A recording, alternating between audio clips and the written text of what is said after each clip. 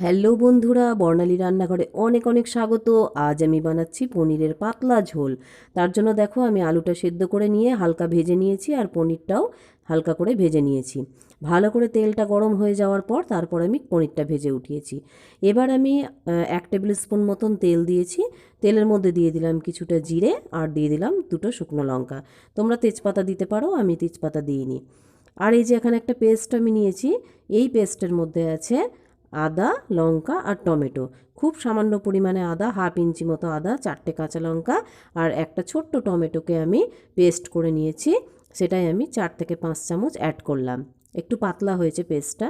আর দিয়ে দিলাম আমি এখানে ধনে গুঁড়ো। এবার আমি দিয়ে দেব সামান্য একটু কাশ্মীরি লঙ্কার গুঁড়ো। তোমরা এটা এক্সিপ্ট করে যেতে পারো, কারণ আমি এখানে একটু রঙের জন্য দিয়েছি, তোমরা নাও দিতে পারো।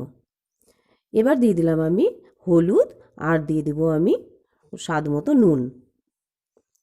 তো বন্ধুরা প্লিজ আমার ভিডিওগুলো দেখো, কারণ আমি বুঝতে পারছি তোমরা ভিডিওগুলো ঠিকঠাক দেখছো না আর ওয়াচ টাইমটা আসছে না আমার ঠিক মতো। কেন আমার সঙ্গে এরকম করছো আমি বুঝতে পারছি না।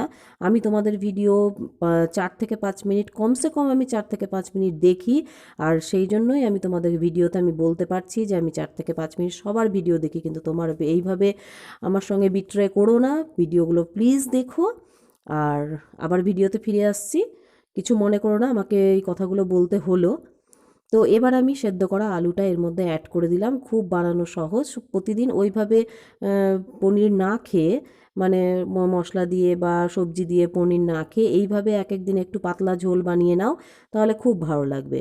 তো মশলাটা আমি 3 থেকে 4 মিনিট একটু ভালো করে ভেজে নিয়ে যখন একটু তেলটা ছেড়ে আসলো তখন আমি ওর মধ্যে সেদ্ধ আলুটা দিয়ে দিলাম। এবার এটাও আমি 2 থেকে 3 মিনিট একটু ভেজে নিলাম। ভালো করে ভেজে নেওয়ার পর আমি এখানে জল অ্যাড করলাম। দেখো আমি এখানে 1.5 কাপ মতন জল ব্যবহার করেছি, যে একটু পাতলা করেছি আমি ঝোলটা।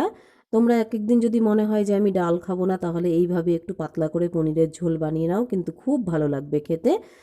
আর বর্ণালী তো সবসময় ঘরে যা থাকে তাই দিয়েই রান্না করে, তোমরা সেটা ভালো করেই জানো। তো এবার আমার ঝোলটা ফুটে উঠেছে, তারপরে আমি দিয়ে দিলাম পনির। পনিরটা আমি আগে থেকে লাল লাল করে ভেজে রেখেছিলাম আর সেটা আমি দিয়ে দিলাম। দিয়ে এবার আমি একটু ঝোলটা ফোটার অপেক্ষায় থাকবো। তো দেখো আমার ঝোলটা ফুটেও উঠেছে। এবার আমি এর মধ্যে দিয়ে দিলাম কিছুটা কাসুরি মেথি। এটাতে খুব ভালো সেন্ট হয়। খুব অল্প পরিমাণে আমি কিছুটা কাসুরি মেথি দিলাম আর দিয়ে দিলাম একটুখানি ভাজা মশলা, এই 1/2 টিস্পুন মতন ভাজা মশলা। আর সাজাবার জন্য আমি দিয়ে দিলাম সামান্য একটু ধনেপাতা। আমার ভিডিও তো খুবই ছোট, কেন যে তোমরা তাও দেখো না আমি বুঝে উঠতে পারি না। তো প্লিজ দেখো, খুব অল্প সময়ের ভিডিও, খুবই ছোট ভিডিও, তার মধ্যে সব কিছু বলার চেষ্টা করি। তো প্লিজ দেখো। তো আমার পনিরের ঝোল রেডি অ্যান্ড সার্ভ। যদি ভালো লাগে তাহলে please subscribe, like and share. Thank you.